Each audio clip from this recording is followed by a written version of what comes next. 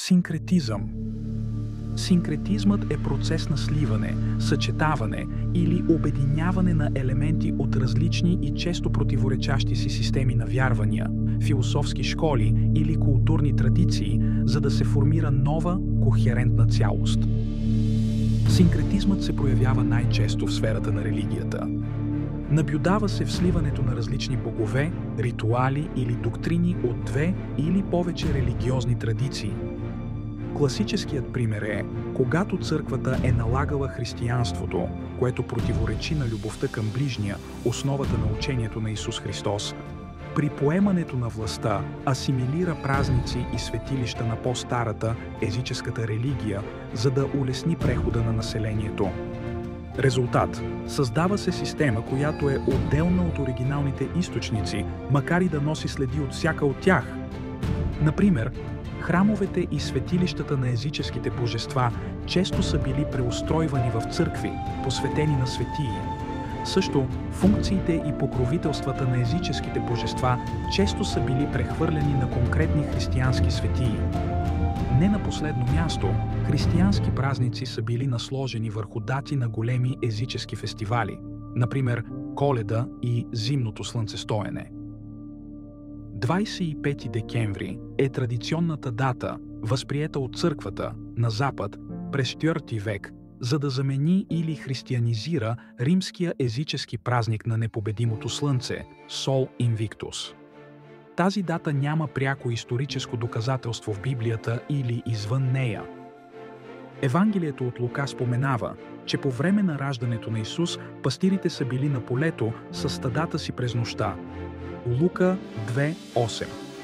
В Юдея декември е студен и дъждовен месец, когато стадата обикновено са прибирани на закрито.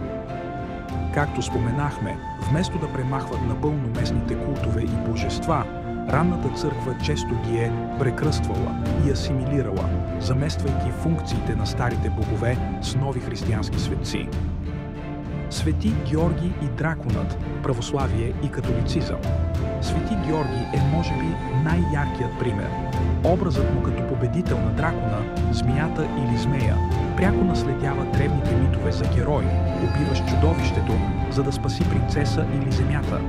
В славянските земи той често поема функциите на езическия бог на плодородието и стадата Ярило или на бога на грамотевиците Перас или Перун. Покровител е на скотовъдците и земеделците, а денят му, Гергьовден, бележи началото на аграрната година. В Средиземноморието неговият образ понякога се свързва с мита за Персей. Свети Илия, православие. Пророк Илия, който според Библията се възнесъл на небето с огнена колесница, в българския и славянския фолклор еднозначно заема мястото на Перун, бога на грамотевиците, мълниите и небесните стихии. Вярва се, че когато гърми, това е свети Илия, който язди своята колесница по небето. Света Марина, православие. Света Маргарита, католицизъм. Понякога вярванията свързват нейния култ с древни богини на водата или морето, а в други случаи с богини, свързани с майчинството и плодородието. В Източна Европа тя често се свързва и с огъня. Света Параскева, Петка. Света Петка. Нейният култ в славянските земи е пример за синкретизъм с образа на майката земя или женско божество, покровител на женските дейности. Петъчният ден е бил свещен за много езически женски божества. Езически празници, превърнати в църковни. Коледа, Рождество Христово. Този празник, както вече обсъдихме, не е исторически установен през декември. Датата 25 декември е избрана от ранната църква в Рим, за да съвпадне с римския празник Dies Natalis Solis Invicti, рожден ден на непобедимото слънце. По този начин Христос е представен като истинското слънце на правдата, замествайки езическия слънчев култ, който е бил изключително популярен по времето на зимното слънцестоене. Великден – Възкресение Христово. Въпреки че Великден има корени в еврейската Пасха, неговото празнуване през пролета, когато природата се възражда, има силни паралели с езическите пролетни празници на плодородието и прераждането.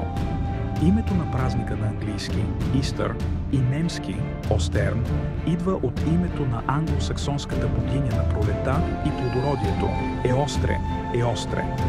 Много от символите яйца, зайци, пилета са пряко свързани с езическия култ към живота и плодородието. Еньовден – Рождество на Йоан Кръстител. Летният празник на 24 юни, Рождество на Свети Йоан Кръстител, е поставен точно в деня на лятното слънцестоене, най-дългия ден.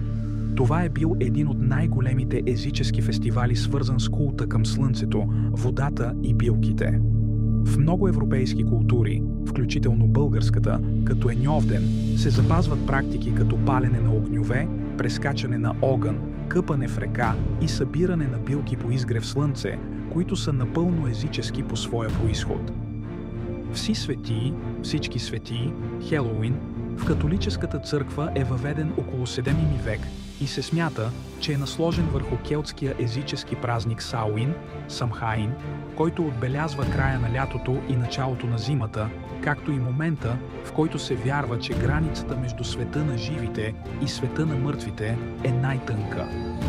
Задушниците в Библията няма никакво пряко споменаване или установено учение за църковния празник, наречен задушница, или за конкретния ритуал на посещение на гробове и раздаване на храна за помен на починалите.